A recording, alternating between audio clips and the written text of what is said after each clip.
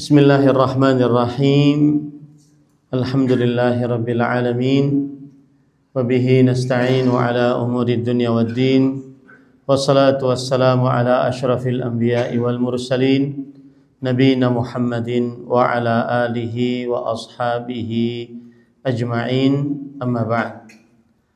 Alhamdulillah, kita bersyukur pada Allah Subhanahu wa taala pada hari ini, hari Selasa 6 Zulhijjah atau 7 Zulhijjah 1446 Hijriah, bertepatan dengan 3 Juni 2025. Kita kembali duduk bersama di Masjid Jami' Walidatul Syekh Abdullah bin Abdul Aziz Al-Musa di kota Mekah Al-Mukarramah dalam rangkaian kegiatan haji bersama Rahmani Travel 1446 Hijriah.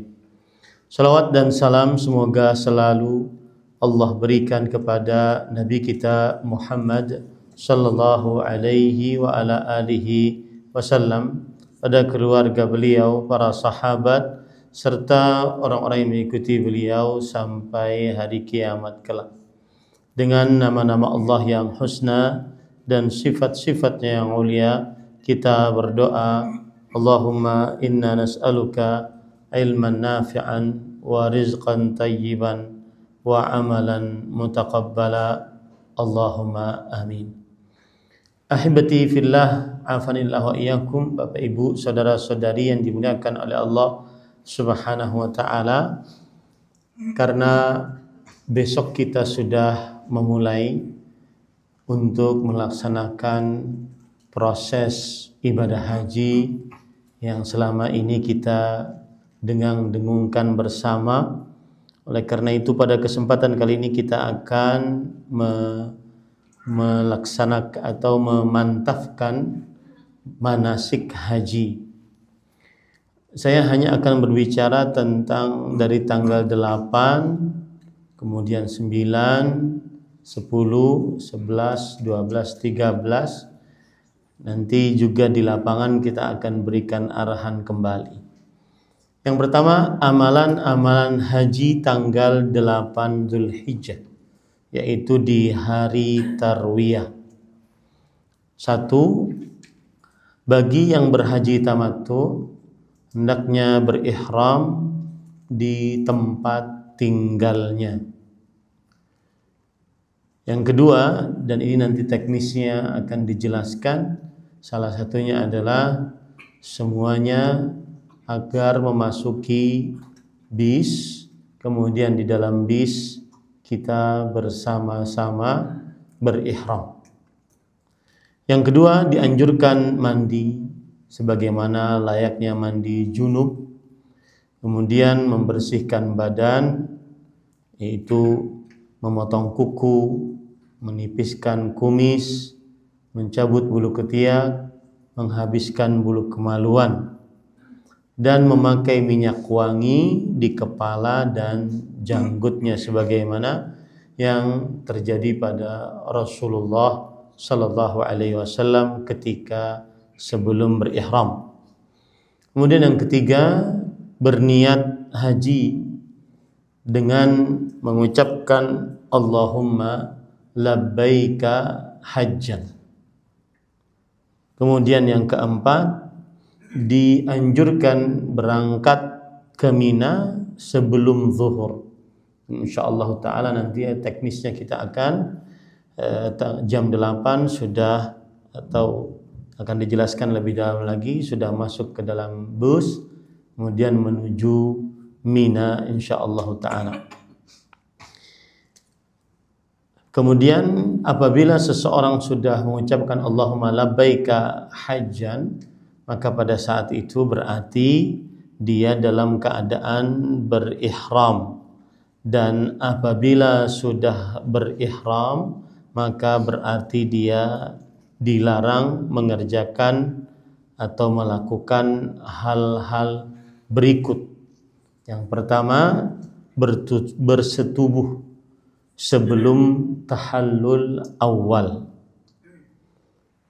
Karena Allah Subhanahu wa taala berfirman, "Al-hajju asyhurun ma'lumat, faman faradha fihinna al-hajja fala rafatha wala fusuqa wala jidala fil hajj." Haji dilakukan pada bulan-bulan yang sudah dimaklumi, maka barang siapa yang diwajibkan pada bulan-bulan tersebut untuk menunaikan ibadah haji, maka tidak ada rafath, tidak ada fusuk, tidak ada jidal saat berhaji. Barang siapa yang bersetubuh sebelum tahallul awal, maka dia berdosa, hajinya batal dan harus melanjutkan sisa manasik haji, dan wajib melaksanakan haji pada tahun-tahun yang akan datang. Wajib membayar fidyah dengan menyembelih sapi atau onta, dibagikan kepada fakir miskin di tanah suci dan tidak memakan sedikit pun darinya. Namun bila bersetubuh setelah tahallul awal dan belum melaksanakan tawaf ifadah, berarti dia berdosa, hajinya sah, dia harus memperbaharui ihram, yaitu dengan pergi keluar tanah suci dengan pakaian ihram, memulai ihram di sana, kemudian ke Mekah untuk tawaf ifadah. Dia juga diwajibkan membayar fidyah, yaitu menyembelih seekor kambing dan dibagikan kepada fakir miskin di tanah suci dan tidak memakan sedikit pun darinya. Kemudian yang kedua, memakai pakaian berjahit bagi laki-laki. Maka bagi yang laki-laki yang sedang berihram tidak diperbolehkan untuk memakai pakaian yang berjahit. Dan maksud dari pakaian yang berjahit adalah yang membentuk badan. Maka tidak diperbolehkan memakai kemeja, celana luar maupun dalam, sorban, topi, peci, jubah, gamis, dan yang semisalnya. Karena Rasul sallallahu alaihi wasallam bersabda, "La talbasul qumus walal amaim walas sarawilat walal baranis walal khifaf illa ahadun la yajidun alain falyalbasil khuffain wal yaqta'huma asfala minal ka'bain." Janganlah kalian yang berihram memakai gamis, surban, celana, baju yang mempunyai penutup kepala, sepatu yang menutupi dua mata kaki, kecuali seseorang yang tidak mempunyai sendal, maka boleh ia memakai sepatu dan memotong di bawah dua mata kaki. Nah, hadis riwayat Bukhari dan Muslim. Apabila larangan ini dilanggar dengan sengaja tanpa ada uzur syar'i, maka dia berdosa. Wajib baginya menebus fidyah dengan berpuasa 3 hari di tanah suci dan atau memberi makan 6 fakir miskin setiap orang setengah sa' atau menyembelih kambing. Dan kalau ia mempunyai uzur, keperluan tersebut dia langgar, maka ia tetap wajib membayar fidyahnya, cuma dia tidak berdosa. Kalau tidak ada uzur tadi, dia berdosa. Larangan yang ketiga, menutup kepala bagi laki-laki seperti peci, topi, sorban, dan yang lainnya, sebagaimana yang disebutkan di dalam hadis tadi. Apabila penutup itu berjauhan dengan kepala, maka diperbolehkan, seperti atap mobil atau rumah, tenda, payung, dan lain-lainnya. Dan hal ini sebagaimana yang terjadi bahwa aku melihat, kata Ummul Husain, Usamah dan Bilal atau salah seorang dari keduanya menuntut tali kekang onta Rasul sallallahu alaihi wasallam, dan yang lain mengangkat kain untuk melindungi beliau dari panas. Jadi mengangkat kain di atas kepala Rasul sallallahu alaihi wasallam melindungi beliau dari panas sampai beliau melempar jumrah Aqabah. Jadi ini tidak mengapa, hadis riwayat Muslim. Jika larangan ini dilanggar, yaitu memakai penutup kepala bagi laki-laki dengan sengaja tanpa ada alasan syar'i, dia berdosa.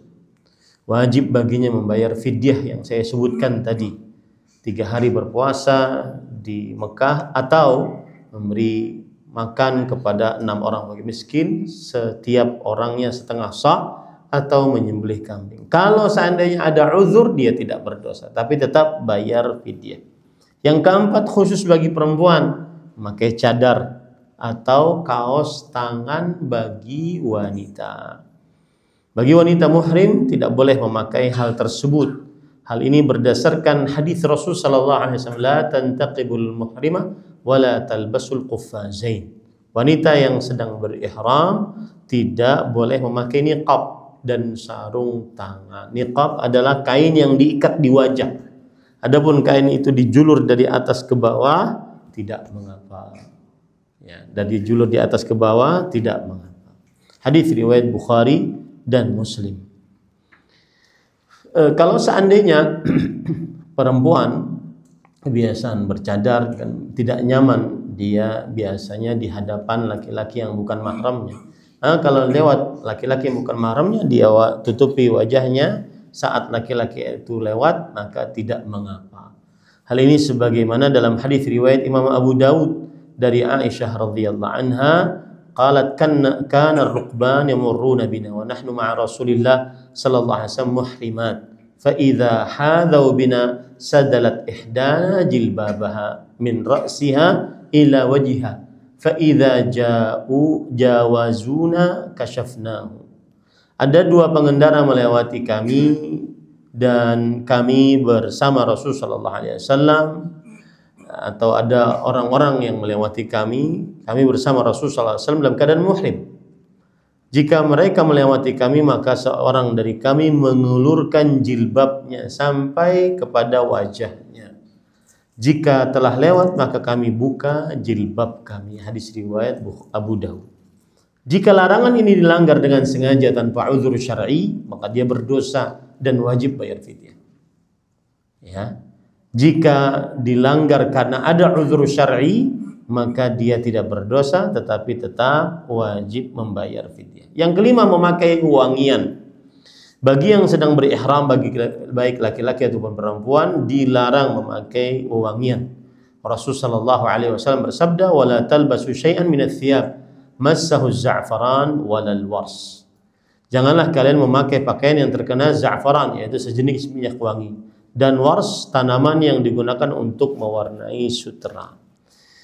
Jika larangan ini dikerjakan dengan sengaja tanpa ada alasan syar'i, maka dia berdosa dan wajib juga bayar fidyah. Kalau tidak sengaja tidak mengapa. Kalau seandainya sengaja ada uzur, maka tidak berdosa, tetapi tetap wajib dia membayar fidyah. Yang keenam, mencukur atau menggundur rambut kepala. Rasulullah Allah Subhanahu wa taala berfirman dalam surah Al-Baqarah ayat 196, "Wala tahliqu ru'usakum hatta yablughal hadyu mahillah." Janganlah kalian mencukur rambut kepala kalian sebelum hewan kurban sampai di tempat penyembelihannya. Jika ia melanggar larangan ini dengan sengaja tanpa ada uzur syar'i, maka dia berdosa, wajib membayar fidyah. Fidyahnya yang sudah kita sebutkan tadi, apa tadi?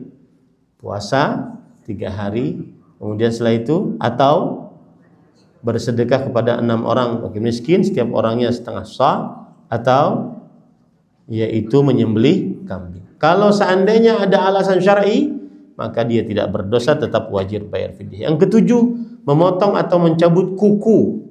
Memotong atau mencabut kuku, ya. Dan dalilnya adalah qiyas dengan tadi mencukur rambut, tidak diperbolehkan. Dan juga hukumannya sama. Kalau dengan sengaja tanpa ada alasan syar'i, dia berdosa dan dia wajib bayar fidyah. Kalau seandainya dia ada alasan syar'inya dibenarkan, maka dia tidak berdosa tapi tetap wajib bayar fidyah. Bercumbu. Saat berihram tidak diperbolehkan bercumbu atau melakukan perbuatan yang mengawali persetubuhan seperti bercengkerama, yang menimbulkan syahwat, berpelukan, berciuman, berpegangan tangan yang disertai dengan syahwat. Karena Allah berfirman tadi, al-hajju asyhurun ma'lumat.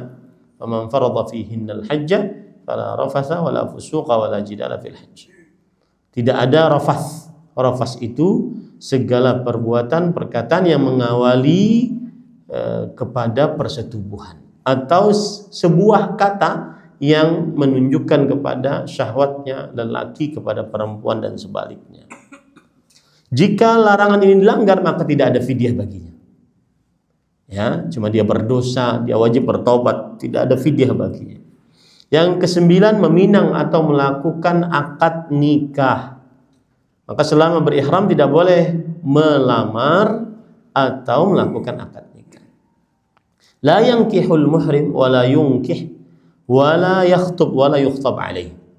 Seorang muhrim tidak boleh menikahkan atau melamar atau dilamar, tidak diperbolehkan. Jika larangan ini dilanggar, maka dia berdosa tapi tidak ada fidyah atasnya.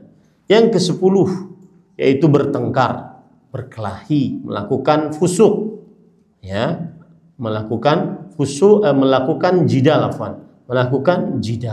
Maka ini juga terlarang. Yang ke-11 berburu binatang darat. Ini juga diharamkan sebagaimana disebutkan oleh Allah di dalam Al-Qur'an. Taib. Nah, para ikhwan yang dirahmati oleh Allah Subhanahu wa taala, hal-hal yang dimubahkan saat sedang berihram. Satu, membunuh hewan-hewan fawasiq seperti misalkan tikus atau hewan-hewan yang mengganggu, ya, ini tidak mengapa. Yang kedua, jika tidak mendapatkan kain ihram, maka boleh baginya memakai celana kalau tidak ada kain ihram. Jika tidak mendapatkan sendal, maka boleh baginya memakai sepatu tanpa harus dipotong menurut pendapat yang benar. Yang keempat, memakai sepatu yang di bawah 2 mata kaki. Kalau seandainya mau memakai sepatu, harus sepatunya di bawah 2 mata kaki. Yang kelima, mandi untuk mendinginkan tubuh, tidak mengapa. Yang keenam, mencuci kain ihramnya, tidak mengapa. Yang ketujuh, memakai kacamata, tidak mengapa. Memakai jam tangan, tidak mengapa. Bernaung dengan payung, tidak mengapa. Atau memakai ikat pinggang juga tidak mengapa. Baik. Para ikhwan yang dirahmati oleh Allah Subhanahu wa taala, kemudian selama tinggal di Mina besok tanggal 8 Dzulhijjah, di sana melakukan salat zuhur, asar, maghrib, isya, subuh di qasar tanpa dijamak. Qasar pada waktunya tanpa dijamak. Dan dianjurkan bermalam di Mina, yaitu mabit hari tarwiyah. Tanggal 8 Dzulhijjah disebut dengan hari tarwiyah. Kenapa disebut hari tarwiyah? Karena dahulu di Arafah tidak ada air. Maka orang mengumpulkan air untuk keperluan besok pergi ke Arafah. Maka selama di Mina orang mengumpulkan air, maka disebut dengan hari tarwiyah, agar bisa bawa bekal untuk di Arafah, bisa menghilangkan dahaga haus di Arafah. Amalan pada hari tarwiyah yaitu bermalam tanggal 8 Dzulhijjah hukumnya sunnah. Tetapi kita berusaha mengerjakan sunnah Rasul sallallahu alaihi wasallam karena sunnah. Meskipun hukumnya sunnah tidak wajib, tetapi karena Rasulullah sallallahu alaihi wasallam beliau mabit pada malam tanggal 8 Dzulhijjah hari tarwiyah, maka kita berusaha melaksanakan sunnah tersebut. Baik. Istirahat, lalu amalan-amalan haji tanggal 9 Dzulhijjah yang disebut dengan hari Arafah. Kenapa disebut hari Arafah? Karena jamaah haji menunaikan ibadah haji atau berwukuf saat hari tersebut di Arafah. Apabila matahari telah terbit tanggal 9 Dzulhijjah. Nanti teknisnya di lapangan akan dijelaskan lagi. Berangkat ke Arafah untuk melakukan wukuf. Maksud saya jam berapanya, ya, apakah tepat terbitnya meninggi dulu atau jam berapa, nanti kita akan dijelaskan. terutama saat praktek di lapangan. Yang kedua, selama dalam perjalanan disunahkan untuk mengulang-ulang talbiyah. Jadi dari mulai tanggal 8 Dzulhijjah ketika kita sudah berihram, maka amalan paling agung saat itu adalah bertalbiyah. Semakin banyak talbiyah, semakin berpahala, sebagaimana Rasul sallallahu alaihi wasallam bersabda, "Ma kabbara mukabbirun qat wala illa busyir. Ma ahalla muhillun qat wala kabbara illa busyir." Tidaklah seorang bertalbiyah dengan satu kali talbiyah dan bertakbir satu kali takbir kecuali diberikan kabar gembira dengan surganya Allah Subhanahu wa taala. Mengulang-ulang talbiyah pada tanggal 9 Dzulhijjah. Jika sudah masuk waktu zuhur, maka imam berkhutbah. Nanti insyaallah akan diatur oleh panitia khutbahnya siapa. Dan setelah melakukan salat zuhur dan asar dengan jamak takdim dan qasar, masing-masing 2 rakaat, sekali adzan 2 kali iqamah, tanpa diiringi salat sunat rawatib. Ya, adzan salat zuhur, adzan kemudian iqamah salat zuhur 2 rakaat, kemudian iqamah lagi salat asar 2 rakaat. Tidak ada salat qabliyah ba'diyah. Setelah itu hendaknya berdoa dengan khusyuk, mengangkat tangan menghadap kiblat. Kalau memungkinkan, ia berada di belakang gunung rahmah dengan menjadikan antara dia dengan kiblat gunung tersebut. Ya, antara dia dengan kiblat gunung tersebut. Kira-kira gambarannya seperti ini kalau memungkinkan. Ya. Kalau memungkinkan. Nah, kemudian para ikhwan yang dirahmati oleh Allah Subhanahu wa taala, dan Rasul sallallahu alaihi wasallam bersabda, "Khairud du'a du'a yaumi Arafah." Sebaik-baik doa adalah doa pada hari Arafah. Bahkan sebagian ulama mengatakan ini umum. Sebagian ulama mengatakan ini umum, baik yang berhaji ataupun yang tidak berhaji. Dan wa khairu ma qultu ana wan nabiyyuna min qabli la ilaha illallah wahdahu la syarikalah lahul mulku wal hamdu ala kulli syai'in qadir. Dan yang paling baik aku baca dan nabi-nabi sebelumku membacanya adalah la ilaha illallah wahdahu la syarikalah lahul mulku wal hamdu ala kulli syai'in qadir. Maka saya nasihatkan jangan lupa baca zikir ini. Di samping kita juga banyak berdoa. Karena sebagian kadang-kadang dia memperbanyak doa lupa dengan zikirnya. Ya, lupa dengan zikirnya. Kemudian yang harus diperhatikan, jamaah haji harus yakin betul dia di dalam area padang Arafah. Ya. Kemudian yang kedua, bagian depan Masjid Namirah bukan termasuk Arafah. Ya, jadi apabila memulai wukuf jangan berada di bagian depan masjid. Kemudian tidak harus mendaki, mendatangi atau melihat Jabal Rahmah sebagaimana keyakinan jamaah haji. Nah, Rasulullah SAW bersabda, "Waqaftu hahuna wa Arafatu kulluha mauqif." Aku berwukuf di sini dan Arafah seluruhnya adalah tempat wukuf. Kemudian yang selanjutnya melakukan wukuf di Arafah sampai matahari benar-benar yakin tenggelam. Lalu setelah itu menuju Muzdalifah dengan penuh sakinah. Karena Rasulullah SAW mengatakan, "Alaikum bis sakinati wal waqar." Hendaknya kalian penuh dengan ketenangan dan penuh kewibawaan saat keluar dari Arafah. Sambil mengulang-ulang bacaan talbiyah. Lalu sesampainya di Muzdalifah melakukan sholat maghrib isya. Jadi sholat maghribnya di mana? Di Muzdalifah, bukan di Arafah. Ya, maghrib dan isya dilakukan secara jamak takhir qasar.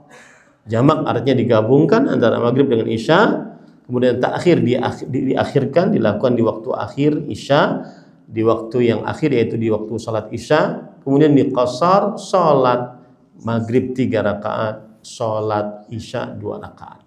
Adzan, kemudian iqamah. Lalu salat maghrib 3 rakaat, lalu iqamah lagi, lalu salat isya 2 rakaat. Kemudian istirahat, tidur. Ya, karena besok tanggal 10 kita akan mengerjakan ibadah yang sangat berat. Tidur dan menginap di Muzdalifah sampai terbit fajar. Dan mudah-mudahan kita berdoa, mudah-mudahan kita bisa menginap sampai fajar di sini. Karena kita tidak tahu di lapangan apa yang terjadi, tapi kita mudah berdoa agar dimudahkan oleh Allah Subhanahu wa taala. Taib. Kemudian para ikhwan yang dirahmati oleh Allah Subhanahu wa taala, melakukan salat subuh ketika sudah masuk waktunya. Kemudian berdoa sebanyak-banyaknya dengan mengangkat tangan sampai menjelang matahari terbit. Ya, sampai menjelang matahari terbit. Dan itu yang dilakukan oleh Rasulullah SAW. Dan ini termasuk waktu-waktu mustajab. Ya, di samping juga di Arafah tadi, termasuk waktu mustajab juga adalah berdoa tanggal 10 setelah sholat subuh, ya, di Muzdalifah. Beliau berdoa dalam doa waktu yang panjang. Kemudian ada beberapa hal yang patut diperhatikan, kesalahan-kesalahan ketika wukuf. Yang pertama, tidak wukuf di dalam area Arafah. Yang kedua, keluar dari Arafah menuju Muzdalifah sebelum terbenam matahari. Kemudian yang ketiga, menghadap ke Jabal Rahmah ketika berdoa, tapi membelakangi kiblat. Dia menghadap Jabal Rahmah, dia utamakan menghadap Jabal Rahmah, padahal dia sedang membelakangi kiblat.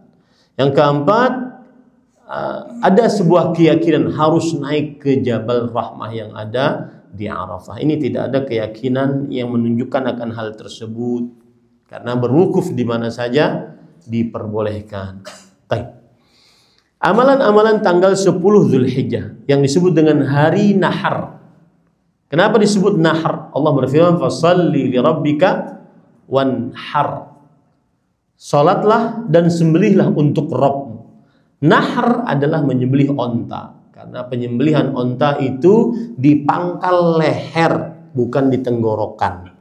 Pangkal leher, dan itu disebut dengan nahar. Kalau kambing di tenggorokan disebut dengan zabah, maka disebut dengan hari Nahar, karena banyak onta yang disembelih pada hari itu. Setelah melakukan sholat subuh di Muzdalifah, memperbanyak doa dan zikir. Jika matahari sudah menguning sekali sebelum terbit, berangkat menuju Mina sambil membaca talbiyah. Nah, nanti akan dijelaskan teknisnya. Sepertinya tadi kita rapat pagi, kita akan langsung menuju dari Muzdalifah menuju ke Haram, Masjidil Haram untuk tawaf ifadah. Memungut 7 buah kerikil ukuran sedang kira-kira sebesar ujung jari di perjalanan dari Muzdalifah menuju Mina. Taib. Ini karena kita langsung ke Muzdalifah, ke Masjidil Haram, maka kita berangkat dari Muzdalifah ke Masjidil Haram untuk melakukan tawaf ifadah. Dalam tawaf ifadah tidak ada perbedaan dan tata caranya dengan tawaf umrah atau tawaf qudum. Hanya saja tidak diharuskan memakai pakaian ihram kalau seandainya sudah bertahallul. Tapi kalau belum bertahallul berarti masih memakai pakaian ihram. Memang yang paling utama adalah mencontoh Rasulullah SAW, melempar jumrah Aqabah dahulu, kemudian menyembelih hadyu, kemudian mencukur rambut kepala, baru tawaf ifadah. Itu urutannya yang dilakukan oleh Rasul sallallahu alaihi wasallam. Namun diperbolehkan juga tidak berurutan. Karena Rasul SAW setiap kali ada orang yang datang, "Wahai Rasulullah, saya melempar dulu sebelum tawaf, saya tawaf dulu sebelum melempar, saya menyembelih dulu atau saya mencukur dulu sebelum lontar." Maka beliau mengatakan, "If'al wala haraj." Lakukan dan tidak ada dosa. Ya. Setelah melakukan 2 dari 3 amalan, melempar jumrah, menggundul atau memendekkan rambut, dan tawaf ifadah dan sa'i bagi yang wajib sa'i, yaitu seperti kita ini. 2 dari 3 ini apa tadi? Melempar jumrah, kemudian menggundul atau memendekkan rambut. Yang ketiga tawaf. 2 dari 3 ini berarti dia sudah tahallul awal. Tahallul awal. Tidak ada larangan lagi baginya kecuali bersetubuh. Ya, dua tadi kan. Saya ulangi, apalagi dua tadi? Melempar jumrah, tahallul atau menggundul rambut, memendekkan rambut. Kemudian yang ketiga tawaf ifadah. 2 dari 3. Kalau sudah mengerjakan 2 dari 3, maka disebut dengan apa tadi? Tahallul awal. Tahallul awal berarti seluruh larangan ihram sudah diperbolehkan kecuali bersetubuh. Nah, nanti teknisnya mungkin akan dijelaskan, saya menyinggung sedikit. Tawaf ifadah, sa'i, kemudian kita menggundul. Berarti sudah 2 dari 3. Nanti kita kembali ke hotel ini, kemudian memakai pakaian seperti biasa, baru pergi ke Mina. Teknisnya dijelaskan nanti. Bagi yang berhaji tamattu diharuskan melakukan sa'i. Seperti kita ini, diharuskan melakukan sa'i. Dan apabila telah melakukan sa'i namun bila belum melakukan sa'i ya sudah, itu wajib melakukan sa'i, ya. Pokoknya yang bagi haji tamattu dia wajib melakukan sa'i. Kemudian setelah itu bergegas ke Mina untuk melakukan mabit, bermalam di Mina pada tanggal 10 malam. Dan ini benar-benar kewajiban, jangan sampai ditinggal. Kewajiban haji, yang meninggalkan haji kena fidyah, meninggalkan kewajiban haji kena fidyah. Hati-hati. Taib, itu tanggal 10. Kemudian amalan-amalan haji tanggal 11, hari tasyrik yang pertama. Kenapa disebut tasyrik? Karena orang-orang dahulu tidak ada freezer ketika sudah menyembeli, maka mereka menjemur daging-daging mereka supaya tidak basi, tidak busuk. Menjemur, maka mereka menjemur di Mina daging-daging mereka, disebut dengan tasyrik. Taib, 10 malam kita bermalam di Mina, kemudian sholat subuh tanggal 11, kemudian ketika matahari tergelincir masuk waktu zuhur diperbolehkan melempar 3 jumrah. Jumrah al-ula, jumrah al-wusta, dan jumrah al-aqabah. Ya, jumrah al-ula, al-wusta, dan aqabah. Nah, ini nanti teknisnya juga kita akan lihat di lapangan jam berapa yang paling mudah dan disesuaikan dengan peraturan yang ada. Tata cara melempar jumrah, memulai melempar pada jumrah ula. Disunnahkan bergeser ke kanan. Jadi setelah melempar, misalkan ini adalah jumrah ula, ya, melempar kemudian ke kanan. Setelah melempar, kemudian berdoa, ya. Setelah melempar, kemudian berdoa sebanyak 7 kali lemparan. Setiap lemparnya mengucapkan apa? Allahu Akbar, Allahu Akbar, Allahu Akbar. Kemudian berdoa, doa yang lama. Ini juga waktu mustajab untuk berdoa. Jadi Bapak Ibu harus kenali waktu-waktu yang mustajab untuk berdoa, ya. Ini juga waktu mustajab untuk berdoa. Kemudian maju ke lubang selanjutnya melempar jumrah wusta. Melempar, kemudian ke kiri. Ya, melempar, misalkan ini yang pertama, ya. Misalkan di sini lempar Allahu Akbar, Allahu Akbar, Allahu Akbar, Allahu Akbar, Allahu Akbar. Lalu ke kanan berdoa. Lalu melempar Allahu Akbar, Allahu Akbar, Allahu Akbar. Ini wusta. Lalu ke kiri berdoa, ya. Kemudian setelah itu lalu maju, kemudian melempar begini. Bagian kanan kita ke Mina, bagian kiri kita ke Mekah. Allahu Akbar, Allahu Akbar, Allahu Akbar sampai 7 kali. Nanti kita akan bersamai semuanya, ya. Nah, di hari yang ke-12 juga demikian. Waktu melemparnya dari mulai zuhur sampai sebelum subuh. Hari ke-12. Ya, hari ke-12 juga begitu. Dan waktu melemparnya setelah zuhur sampai sebelum subuh waktu hari ke-13. Kalau nanti ketentuan kita melihat ngambil nafar awal, berarti kita keluar setelah melempar di hari kedua. Itu tanggal. Kalau mengambil nafar tsani, maka berarti kita keluar setelah melempar di hari ke-13. Nah, ini Bapak Ibu saudara-saudari. Kemudian setelah itu melakukan tawaf wada. Ya. Kemudian setelah itu melakukan tawaf wada. Taib. Ini yang bisa disampaikan insyaallah taala. Nanti tawaf wada dan lempar jamarat lebih ditekankan lagi saat kita mau melontar di sana insyaallah. Bisa bersabar atas materi teman-teman manasik hajinya Ustaz. Dan selanjutnya jawab sekarang kita masuk ke sesi tanya jawab. Siapa pertanyaannya, dan sebelum kita mulai kita minta dulu Ustaz bisa menyebutkan Anda.